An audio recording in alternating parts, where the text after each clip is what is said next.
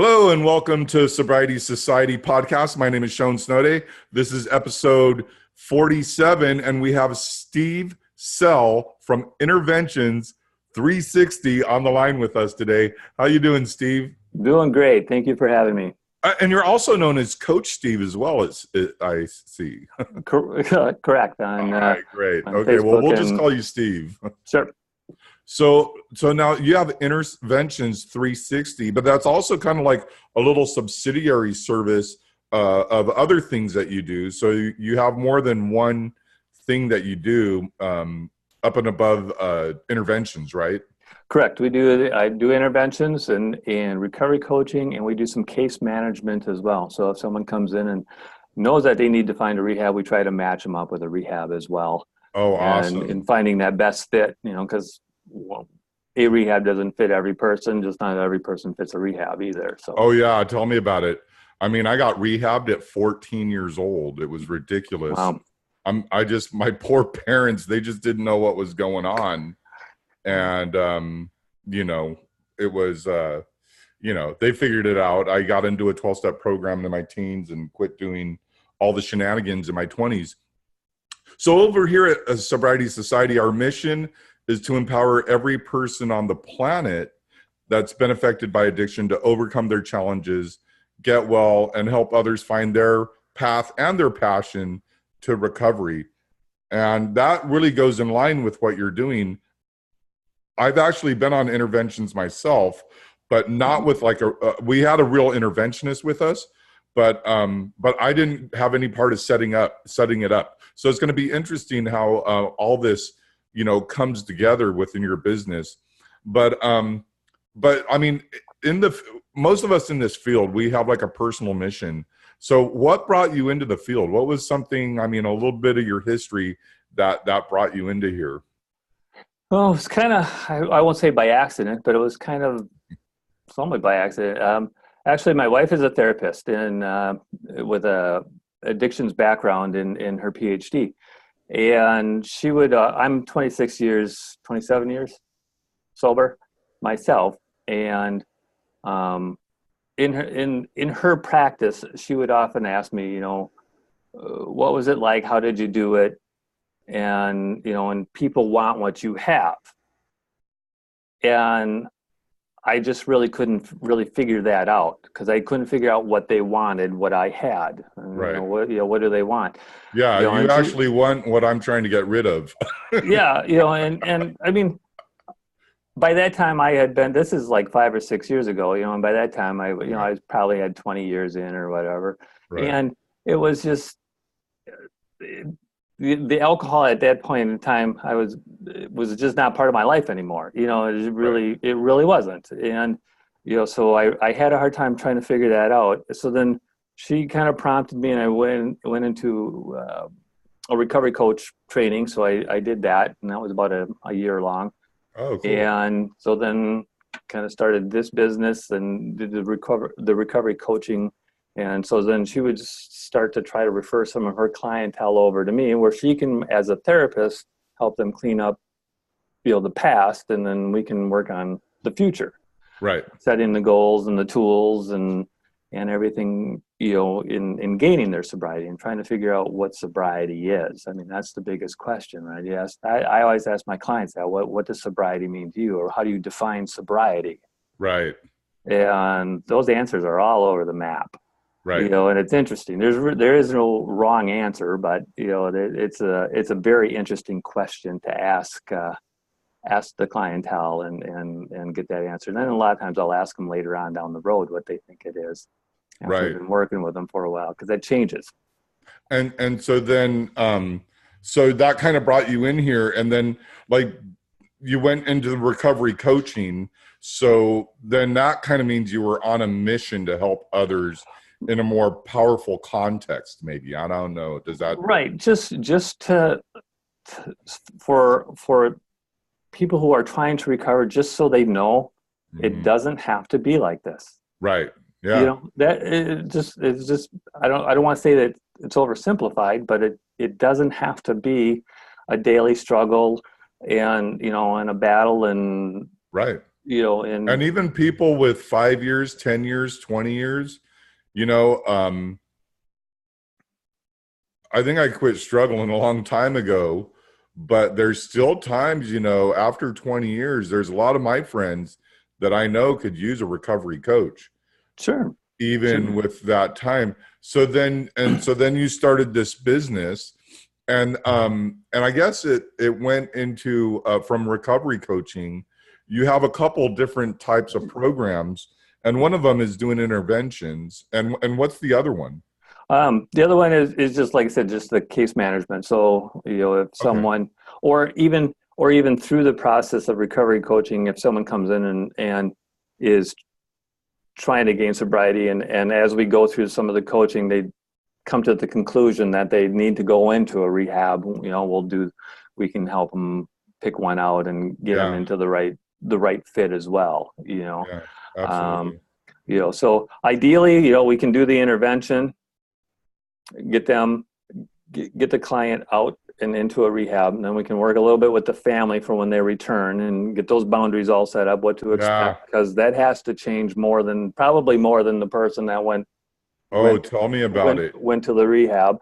You So know, work go with ahead. them while they're away, and then when they come back, work with the client on the recovery coaching side of things, and help support them in whatever other means that they need, whether or not if they're going to do meetings and IOP, or Right. whatever that is, in addition to therapy, and the whole shooting match, I guess. When I went to outpatient, it was my outpatient, I think, was $335 for 5 weeks. Mm. And I lived in a sober living, and it was $280 a month. And things have changed since then. But I do remember my mom was like, I was like 30 days into my recovery, and she's like, okay, let's buy you a $30,000 BMW. This is a long time ago. $30,000 is a lot of money. Really? And I was like, Mom, I don't think you get it. Like, 30 days, it was a lot of time, but it wasn't, time for a BMW. No. So my mom and I had to do this little dance for like a decade just to be able to her codependence, and she really worked Yeah. hard at it as well. So when it comes to the interventions, what are some of the things, like what are some of the things you could tell your audience and my audience as well, how that the preparation, and the top 10 things they need to know before an intervention. So how do you go about that? Well, I guess the biggest thing was we to get together with the family and just talk it out and get their feelings, and where they're at, where each member is at in their feelings, what they're feeling, Uh-huh. and have them understand what the addiction is and how it has changed their loved one. Okay. um, Most importantly, the intervention isn't the cure, Right. and I don't think there is a failed intervention. Right. Whether or not if they go to rehab or not is not a failure or a success. An intervention is just simply a catalyst for change. You're just trying to promote that change. That's all you're trying to do at that point in time. Right. It doesn't create the sobriety. It doesn't, you're just trying to kick it in the shorts and get it out the door and get them started on it. That's really all an intervention is, you know. So, Um, so what do you do to prepare so their family members and loved ones, I'm assuming, that are involved in an intervention, mhm. and how do you prepare them? I mean, is there a conversation or a sit down or Absolutely, absolutely. We usually have a couple of meetings with them, okay. and go through everything. If they want to do the letter writing approach, we'll go through the letters. We'll rehearse that Oh, okay. down to the seating arrangements. Um, Oh, wow, really? Absolutely, the planning of the intervention is really the nuts and bolts. The intervention itself maybe takes an hour. Yeah. It's the 10 or 12 hours before that where it all pays out, where all that pays out. You gotta, make your plans. What if it to death, approach but I can't go because because of my Right. dog, because of my My kid, because dog, of my my house. job. Yeah. You gotta approach every one of those what ifs, Right. and I can't go because, and, have any travel arrangements made out, detoxes lined up, transportation's lined up, who's doing what, who's parking where you're meeting, how you're meeting, where it's happening, timing. I mean, it's Yeah. I'll tell you one of the things, because I was on intervention with one of my family members, and I'd been in recovery for over a decade at that time. And I remember so my family had come from up north, like from 400 miles away, mhm. and other people had come from, various they had, from various different areas. Some from 400 miles away, some from 200 miles away, some from 600 miles away. Right. Myself, I lived locally, and I'll never forget this, because they said, we'll meet on the corner of this main highway right by your house. And I'm sitting there with the interventionist. I'm like, dude, if she drives by right now and sees all of her family from that live, like, she's going to know what's going on, and she's just going to put it in low and get out of here. And they're like, Shone, you don't know what you're talking about. Shut up. Because everyone's nervous. They don't know what's going on. Fortunately, that didn't happen. And when we went in there, it went well. But it was everything you're saying here. The preparation is really probably That's the the most key. important part. Yeah. And Absolutely. then having the family, who has their own dysfunction, really overcoming that and getting them to open their eyes to what, that you have their best interest, that your heart is in the right place, and you have their best interest in mind. Absolutely. Because, I mean, the family's been, probably engrossed with this, for the last 8-10 years, probably, Right. so they're done. I mean, they're burnt out, they're at their wits' end by the time they're doing this stuff, usually.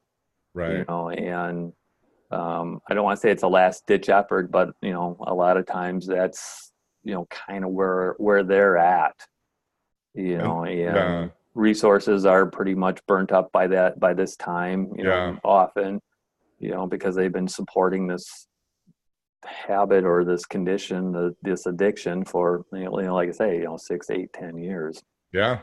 And then you go through the intervention, and that probably is a custom, you never know how they're going to go once you get in there. Can be a wild card, that's for sure. Yeah. The person that we intervened, they actually took all of these books off their bookshelf that said, why AA doesn't work, and why I hate AA, and AA's for losers. She took all these books, and she built a little wall in front of her. And there I was with, 10 years of recovery. So yeah, it can go kind of go a little funny, little stories like that. But then once you're through the intervention, so there's either, I guess, two ways of it ending. Either they go or they don't, right? Or they go, yeah. And so how do you handle those two situations?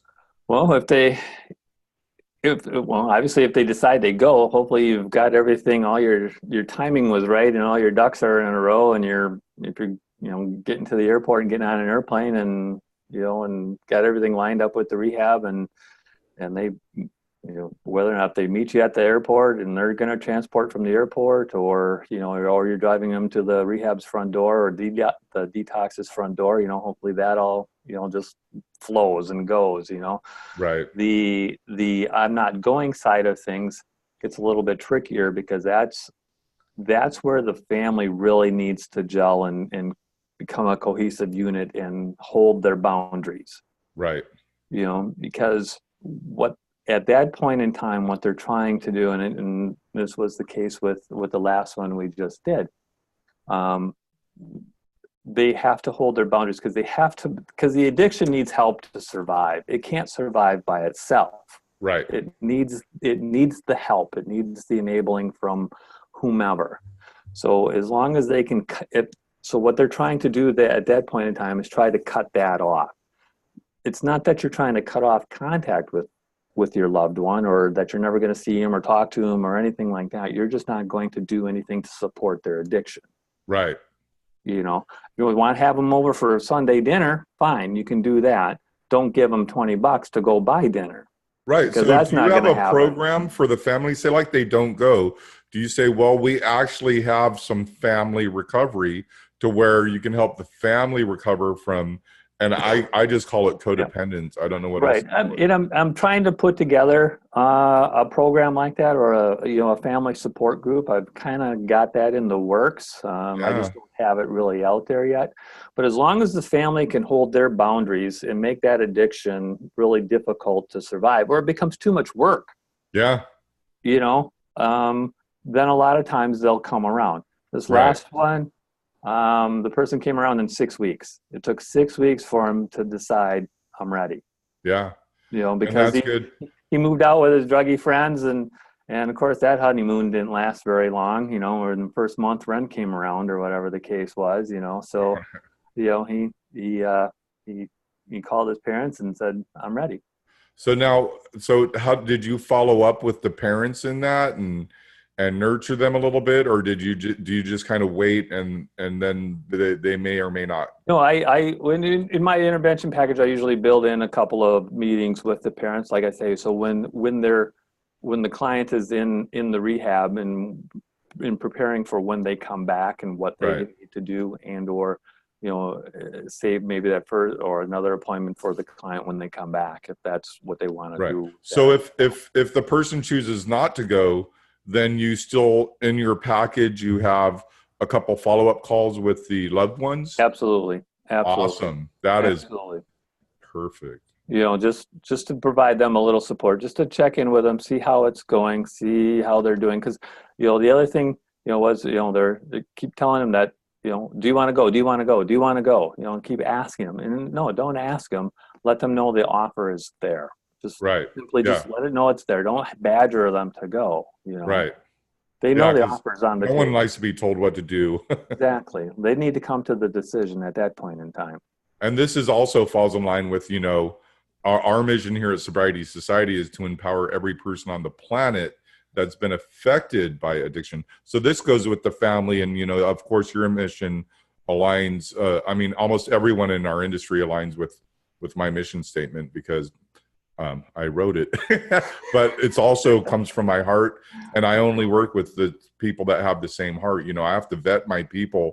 There's a lot of things going on out there that aren't appropriate, that where people Mhm. are living out of integrity, but we're not those people. So it's great that you stay in touch with them. Now, if the person does choose to make a move at that moment and say, okay, I'm done, let's go, I'll get in the car, go ahead and take me to treatment or whatever challenge therapy, then what is the process there? Figure out how to get them there as soon as you can. Right. At that point in time, and that's really what it is. This, if there's many times where I'm at, there's not a whole lot for rehabs up here in Wisconsin. So, Okay. um, there's usually an airplane or a ride involved someplace. So it's a matter of, you start start figuring out what you're going to book and how you're going to get there. Wow. You know what? Here's the thing is I'm here in San Diego, and I'm glad that you brought this up. And this is really important for our listeners to know, and for your listeners to know, is that, you know, when you're in a big city, LA, Mhm. Texas, Houston, any major hub where there's an airport, there's going to be a lot of homes, a lot of rehabs, a lot of people. And so for the people down here, when we did our intervention, it was like, you ready to go? Hop in the car, drop you off a block Yeah. away, right? But where you're at, you can't buy a plane ticket, because if they say no, that's a $500 lost investment, maybe. So it's interesting. So then do you provide the different various rehabs that the family can choose, or how do you do Right. that? Well, yeah. I mean, in the back you up for a second. In the intervention process, in the planning, there is a plane ticket purchased and ready to go. It's Oh, just wow. purchased. It's purchased with insurance. Okay. So Perfect. so you might lose a little bit, but you hopefully won't lose it all. Well, that's great. So it's ready to go. I mean, the ticket is bought. It's ready to go. Um, so yeah, I mean, a lot of our plane rides might be probably minimum 3 hours. Wow. Yeah. 3 to 5 hours. If you're, if you're going to Florida, you're going to California, you're going to Texas, or anywhere in between, you're looking 3, 4, 5 hours in some cases. So, so detoxing along the way is also a big, a factor as well. Right.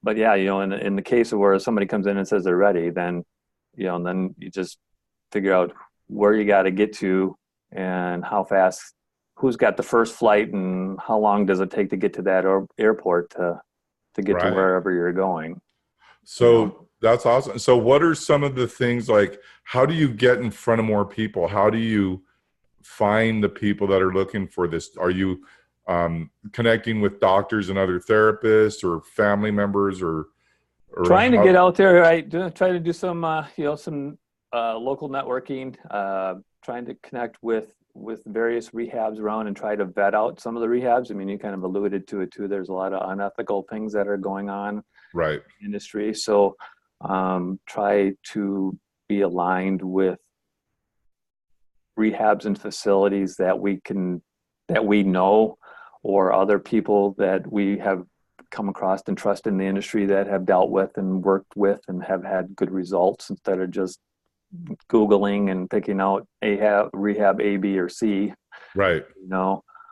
So develop some of those connections, and in many different types of rehabs. Again, maybe some of the adventure bound ones, for some of the younger clientele, or if you've got the older clientele, the 6-figure executive, he doesn't want to go rock climbing, Right. or the female client wants to go to an all female and a mindfulness type recovery center. Right. You And it's funny because I always say women are more spiritual than men. Like, if you take two men, they're like, hey, I bet you if you put me in a cage, I could knock your teeth out, and women are more like, hey, you know, let's, go garden, or let's chat over some, I don't know, what's something nice to chat over, some cheese and Yeah, crackers. I don't know. I'm a guy. have tea. Yeah, tea. There you go. Tea and those little cheesy Crumpets. food stuff. All right. So yeah, and so then you have to differentiate between, the type of treatment center and what the family wants, because I know the family doesn't always want what the person being intervened wants, and of course the person Right. that's being intervened, what they're going to want is probably not what's best for them, Right. It's kind of irrelevant maybe at some point in at time, that point. Yeah. Yeah. And so it's just, I'm not compensated by any rehab in any way. So I Right. provide 3 or 4 choices, and I give them the choices. I let them go through and make the choice. And then I say, bring back your couple choices. And I said, and then we sit down and we call them, and then I let them interview the facility and ask their questions, and let the facility kind of sell themselves at that point in time. Right. And I really want to acknowledge the fact, and I want to bring up to the listeners, that Steve is not compensated by any way whatsoever by the rehabs. And this shows the integrity of where Steve comes from and where his heart is, because there's a lot of people that are like, okay, I'm doing this for the money. And he's actually in, it's obvious that you're doing this because of your passion to help others recover and get well and get back into society, and that's what sobriety society is all about. It's not about the money. There's money involved, but it's really about helping the other person. Now, one of the things in the intervention, because I know that I've been intervened a bunch of times, I probably need one right about now, but um, the one thing is the scariest journey in any trip to rehab is not the intervention. It's not at the airport. It's from the door of the car to the door of the rehab center. The one that goes click, click, clang, lock. Wow. Then you're like, oh, they got me, So with that, I mean, when you follow up with them, how do you follow up with them? Do you stay in touch with them throughout the whole rehab process? When they get out of rehab, do you offer them recovery programs?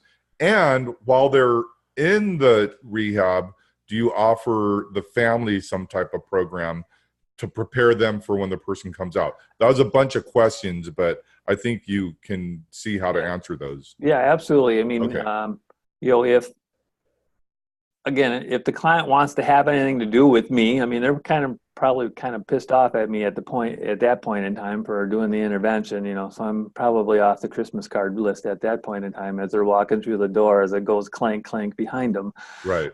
so I may not be on their first call list.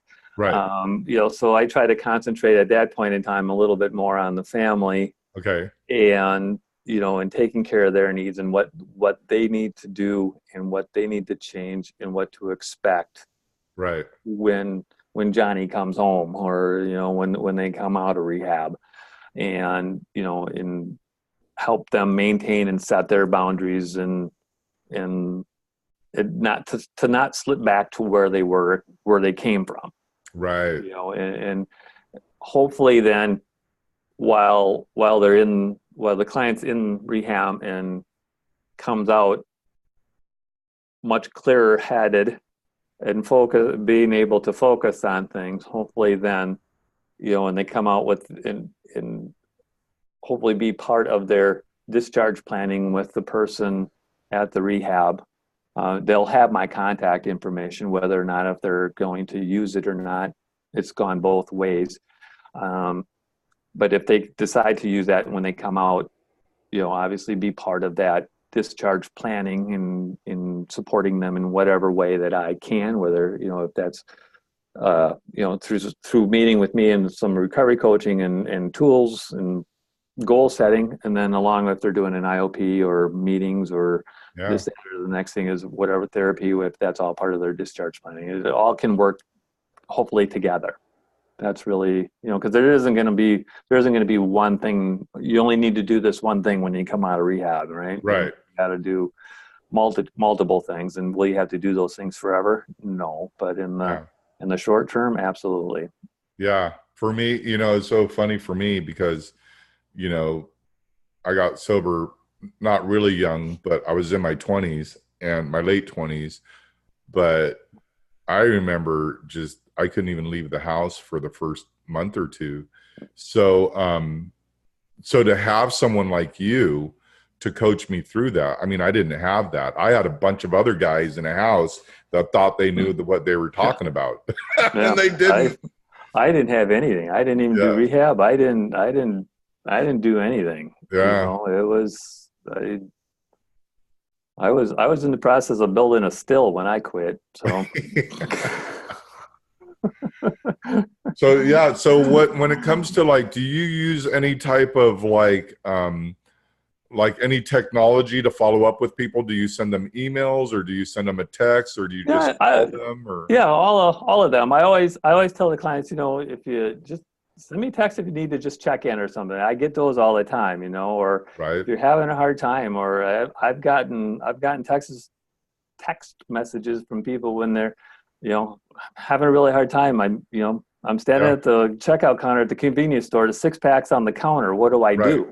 Yeah. And I said, when did you last? And the first question they always get from us, because the biggest thing is eating, right? Because people in addiction don't eat. Right. I mean, that's the biggest thing. So we pound eating and protein every couple 3 hours. Wow. You got to keep your thinking brain online. Yeah. Because otherwise you go into fight or flight, and that's your adrenaline system. And when was the last time you had a reason with the bear? Right. Because it was about to chew your head off, right? Right. You don't have any reasoning skills, so I usually say, put the 6-pack down, go buy some beef jerky, and call me back in 20 minutes. Right. I never get to call back, because then their brain comes back online and they can reason their way through it. Yeah, that's great. That's wonderful. So in your business, what's the one thing that you've always wanted to do, but that you haven't done yet? Help everybody that comes through my door. Right. And not have the clientele that comes for a few times and says, "Oh, I can't do this," and then they never come back. Right. Because you know how bad they're suffering and what their life is like because you've gotten a chance to meet with them a few times, and just watching it. I don't want to say watching them throw it away, but just watching it all happen because you know what's going to happen, right? They're going to get Right. the Oh yeah. OWI, they're going to get the OWI, they're going to get the divorce is going to happen, or they're going to lose their job. You know what's going to happen. The writing's all on the wall, and you can Yeah. see it, Yep. and then they can see it too, but Yeah. then they That's don't the come sad thing. and they don't come back. So that's the I don't want frustrating part, but that's the Right. discipline. That's the heartbreak part of this. Do you ever try to follow up with them like a month or two later? Do you have any Yeah, systems set up yeah, like that? I do, and and it's usually thanks for checking in, and the nice kind of brush off, or in that kind of in that in that way, and then I guess probably the other thing is as I'm working with them, they have a slip or a relapse or the weekend party, whatever you want to call it. They feel so guilted and shamed and everything like that that they let me down. Yeah. So then they don't, so then they become real distant and Right. maybe don't schedule in, or they disappear for a month as they kind of, you know, no, that's when you need to come in. That's when you need to come in the most. That's when we Right. need to work on that, and let's do a post-mortem on it. Let's break it down. What happened, Yeah. you know? So those are probably the two hardest parts of this. Yeah. It's when they're at their final thread, and it's such a delicate place to be. And I'm sure you've been there, and I've been there as well. You also say that your wife is, and I know we're at the top of the hour, but um, if you have a few minutes, you say your wife is also involved in this field as well. Correct. She's got her PhD with addictions focus. Oh, Um, Dr. Tara Linsell. She does, and we do a lot with in our facility here. We do a lot with brain health and amino acid therapy, and yeah. rebalancing your neurotransmitters. Um, I would because love to talk to her about that. oh, it's amazing stuff, and once you get a background on it and see it, it makes so much sense with the way the dots all line up. Yeah. Because we all make neurotransmitters through the foods we eat. Right. And as we were talking there before, the addicts don't eat. Right. Or if they do, it's poor, highly processed. Oh yeah. AM, Sugar. PM Yeah. hot dogs, or I Right. should say gas station hot dogs, Right. 2 for $1. Oh Yeah. yeah. The roller dog I diet. lived on that. Uh, And it's like, because you spend all your money on drugs, and you're like, ooh, I'm gonna go to Jack in the Box, get right. 2 hamburgers for 99 cents. So It's like all I could afford. right. So we really focus on neurotransmitters, food, diet, water, protein, just little simple changes that have a huge impact. Hypoglycemia is the biggest hypoglycemia is the biggest predictor of relapse. Right. Yeah. And people don't I think a understand lot of us. hypoglycemia. Yeah. That's why we're And always eating sugar. well, the Snickers commercial. You're not you. Right. When you're hungry. I mean, and that's Kidding. that's Kidding, right. hypoglycemia. And but the amino acid stuff is just truly amazing, and the outcomes we've had with that, with people stick with it, it's again it's mind boggling how different of a person they become. Now with your wife has a PhD, so she's written a thesis. Has she also written a book on any of this? Well, she's in the process of writing her book right now. Okay. It's going to be more on anxiety. She really loves the anxiety angle of things, Oh yeah. which is often very tied in and related to neurotransmitters and serotonin levels and GABA and some of those neurotransmitters that we have. So Yeah. she's in the process of writing that right now. She'll hopefully be out yet this year. Yeah. That will be You know, kick-off. one of the funniest things I've ever heard was I hate how an anxiety attack just creeps up and snags you. And then this person said, they should give you a warning. Because an anxiety attack, it's like you're just sitting there, do. Next thing you know, you're freaking out in a restaurant. You know, that's happened to me. It's only happened once, and I didn't know what it was, but I was like, I need to get out of here. And my brother's like, what's going on with you? And I'm like, I have no idea, but this isn't good. So Right. it'd be nice to know what is going on in the brain, the neurotransmitters, you know, how to eat correctly, the proper things, amino acids, all that stuff. It's really intriguing to me. Yeah, just drinking water. Yeah. Yeah. You know, that's huge in and of itself, you know. Yeah. And I have a hard time with that too. I try to drink a big glass in the morning. So great. Well, you know, again, we're at the top of the hour. This has been a great interview. I've learned a lot. And what we want to do is we want to actually have our listeners be able to get in touch with you. And also, you know, you can put this up on your website. So how are some of the ways that people would be able to get in touch with Coach Steve? What are some communication points you have? Well, easiest way is probably you know, through the internet with interventions360.com Oh, okay. is out there. Coach Steve on Instagram, and Kick Addiction Solutions on Facebook. Kick Addiction Solutions on Facebook.